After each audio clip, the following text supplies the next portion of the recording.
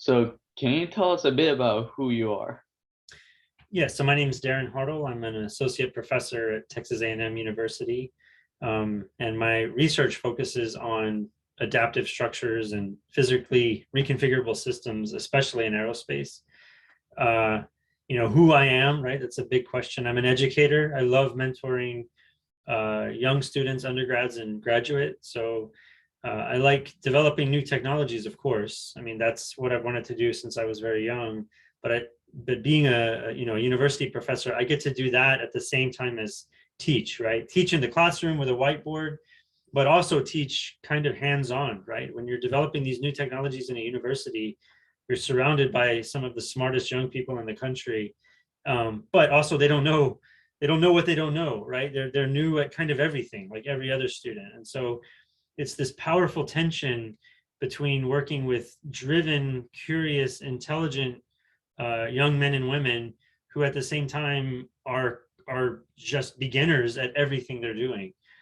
So it's a really, really, really neat experience, and that's kind of who I am. I'm the person that's blessed enough to sit right at that intersection between student, engineer, and the customer and the technology that we're trying to deliver. And so why did you want to become an aerospace engineer? I wanted to do this job since I think about the third or fourth grade when I discovered that such a job existed. I wanted to be an inventor. In kindergarten, I wrote down I want to be an inventor. First grade, I want to be an inventor. And my father flew ultralights and these little experimental aircraft and things, and we loved airplanes. And one day I saw aerospace engineer and realized that that was an airplane inventor. And I said, this is the greatest job on earth. I want to be an inventor and I love airplanes. Um, and to this day, right? I mean, I've been doing the job, let's say starting with undergrad, for 20 years or something, a couple decades now. My wife knows I do not see an airplane fly over and not stop and watch. And some flight still, all my hairs on my arm stand up. Aerospace is just magical. It like vehicles should not, something that heavy should not just pick up in the air, right? And it shouldn't fly that fast, and it shouldn't, maneuver so gracefully. And so we still work in an area that's incredibly magical. And I joke with the students all the time. I say, you're the students that have your poster of your job on your wall, right? How many people have a job and grew up with posters, right? But those of us that had rockets or jets or something, a lot of us have loved this since we were very young, and that was me. I never wanted to do anything else. Mhm. And so what sort of behavior are you trying to utilize on metals? So yeah, my research is on adaptive structures, which are structures that move themselves and respond to different stimuli, usually to perform a wide range of functions across applications. So the behavior in metals that I'm usually looking for is the ability to move, and to move kind of on their own, or to move as the temperature changes.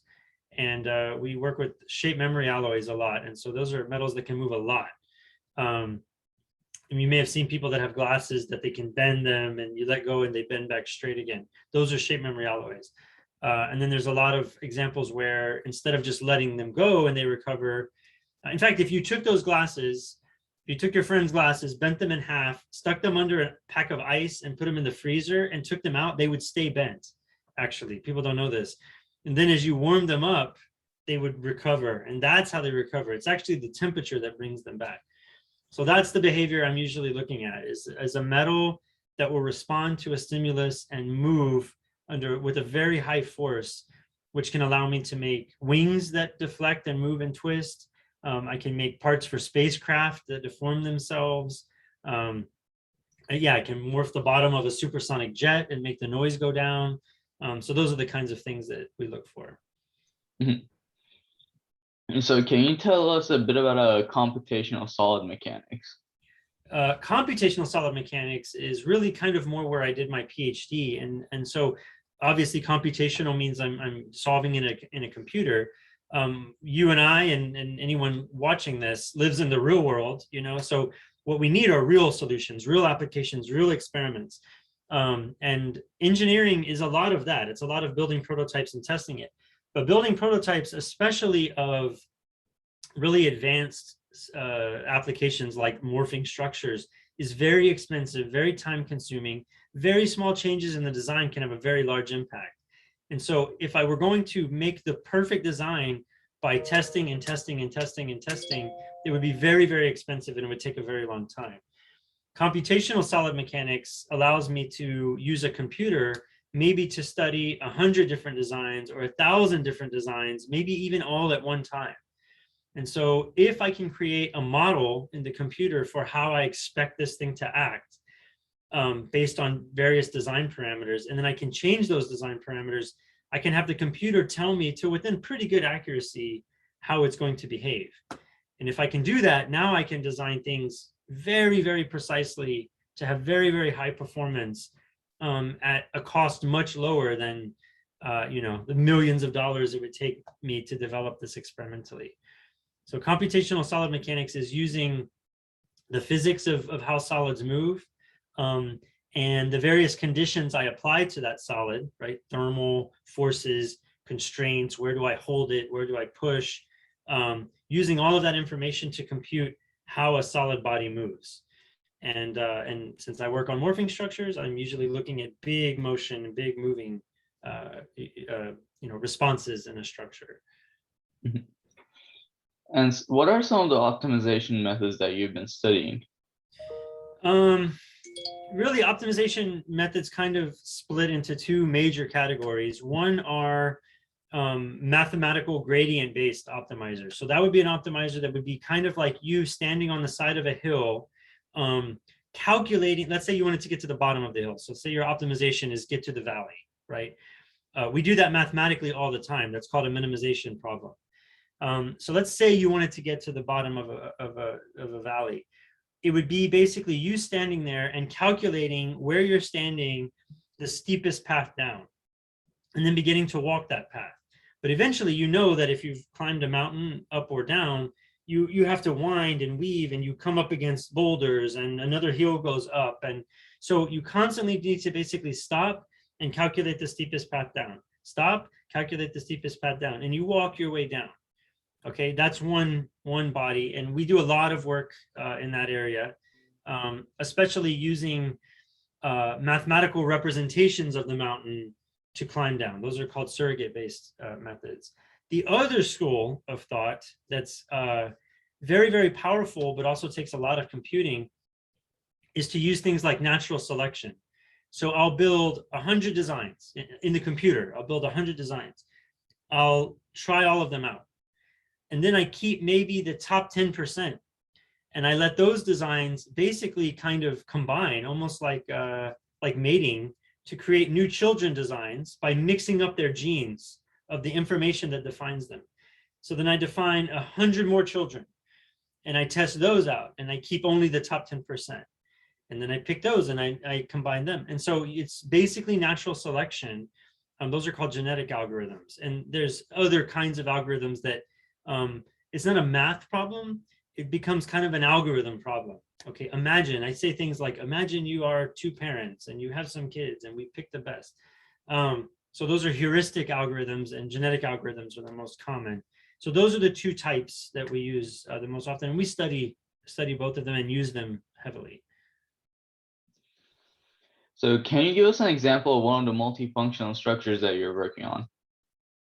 One of the examples that I'm the most proud of, and it's the one that's going the furthest in what's called the technology readiness level. If you Google that, that's how NASA defines how close you are to making a real impact in the world. Okay. And the one that we're kind of the furthest along is the thermally adaptive space radiator. And so this is a structure. I mean, everything that's made of stuff and, can carry loads is a structure. So it's a radiator. And what that means is in space, the only way to get rid of heat that I have in my spacecraft is to radiate it out to the blackness of space, right? Infinite space is basically almost 0 degrees Kelvin. It's very, very cold. And I don't have any air to blow, right? I don't have anything to conduct to. So the only way to get rid of heat is to radiate it away. Now, the problem with that is that sometimes I have a lot of heat that I need to get rid of. and maybe I have a lot of heat I need to get rid of in my spacecraft because the astronauts are on a treadmill and the computers are on and somebody's doing experiments and we're generating all of this heat and we need to get rid of it, but we're right next to a big warm planet. So my radiators are not very effective. So I need huge radiators, right? Because I'm next to something kind of warm. I have a lot of heat to get rid of. I just need a very effective system. However, on the way to the planet, the astronauts are cold, right? They're sleeping. Nobody's working on a treadmill. Maybe they're in, some kind of sleep mode or something. All the computers are down, and you're going through the blackness of space. So it's very cold outside, and you're not generating much heat inside. And imagine now you have huge radiators. You'd be pumping all of your heat out, right? So what we need are radiators that adapt to basically radiate more heat when I need to radiate more heat, and to close up and keep the heat in when I don't need to do so.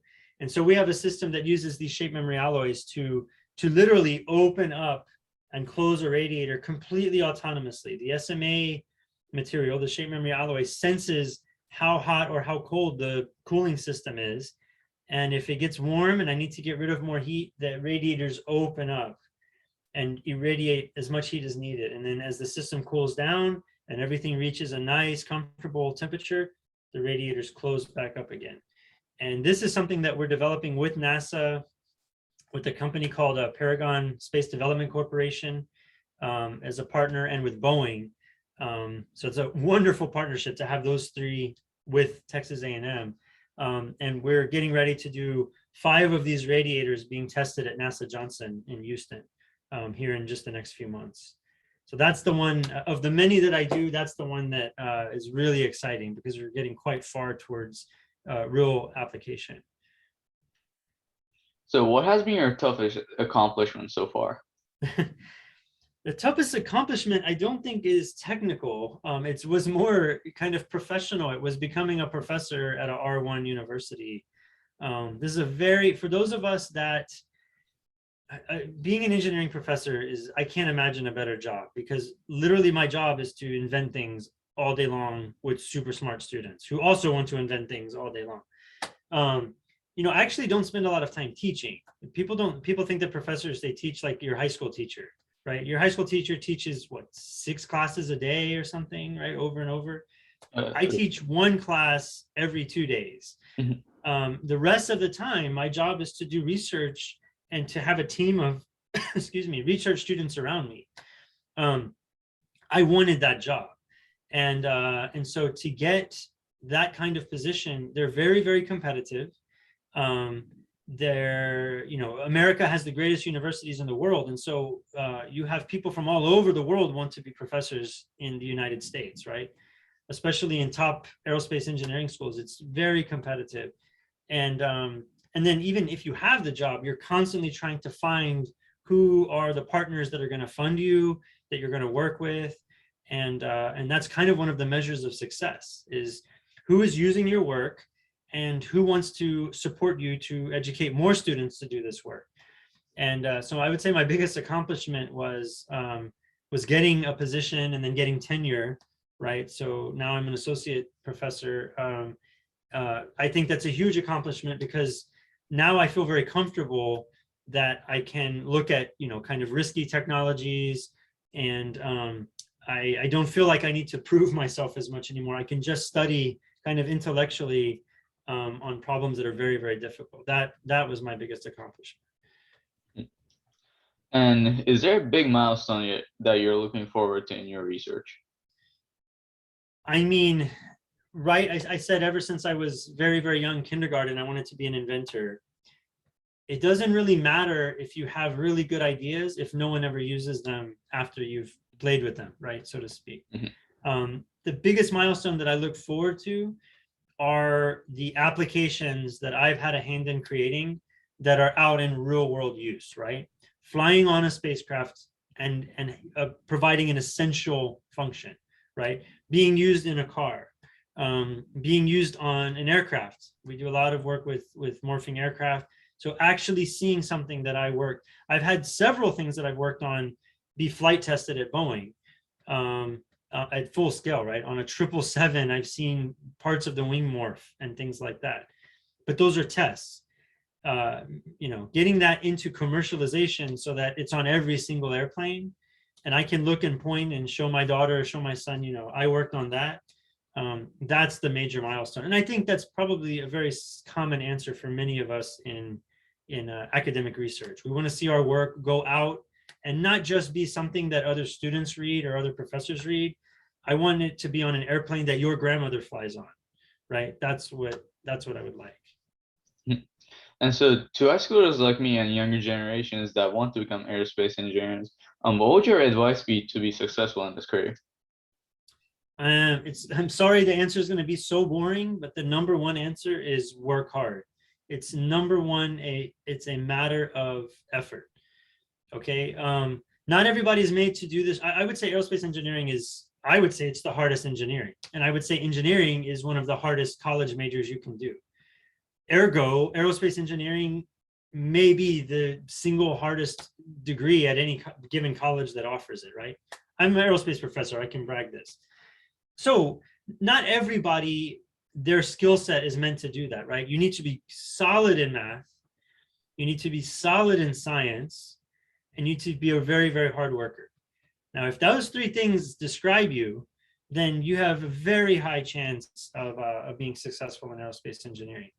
In high school, don't cut corners on calculus, because you're going to need to come into any university that offers aerospace engineering and be an A or maybe a B calculus student at the college level when you come in, right? Don't cut any corners in physics or chemistry. You're going to need all of that. And you need it all the way until your senior year of aerospace engineering. Then if you get a master's, you need it for that. And if you get a PhD, you definitely need it. You never turn off calculus. I did calculus today. I do it every single day. And so if you're not really sure that you like math, you're not really sure you like science, but you just really love airplanes, probably aerospace engineering is not really for you. You need to be good at math, be good at science, and be willing to work hard. Because if you do those three things, guess what? Like, you get to work the most awesome job in the world, which is working with the Army to build hypersonic, right, flying vehicles, and working with SpaceX to build the third generation manned spacecraft. By the time that you're out and working, think how much further, right, Bezos and Musk and everyone will be. So we get to work on the coolest things, right? That's the other thing I think is, if you're a billionaire, where do you put your money right now? Aerospace, right? They didn't go take their money and go make rock bands or whatever. They put their billions into aerospace. And we, maybe, if you choose this, that's what we get to work on, like, all day. I didn't have to put $1 billion in. I just get to do it and get paid to do it. But good in science, good in math, do good in school, and just don't stop working hard. Because if you're not working hard, the next guy or girl next to you is, and she's going to get the job that you were wanting, right? So that's my biggest thing, is just, we are the people that work hard because we are the people that solve hard problems. Well, thank you for joining me on this interview, and thank you for letting me interview you. Yeah, great interview. Thank you for reaching out and offering, and yeah, it was a lot of fun. And that was a lot of information. And have a great rest of your day. Okay, you too. Bye.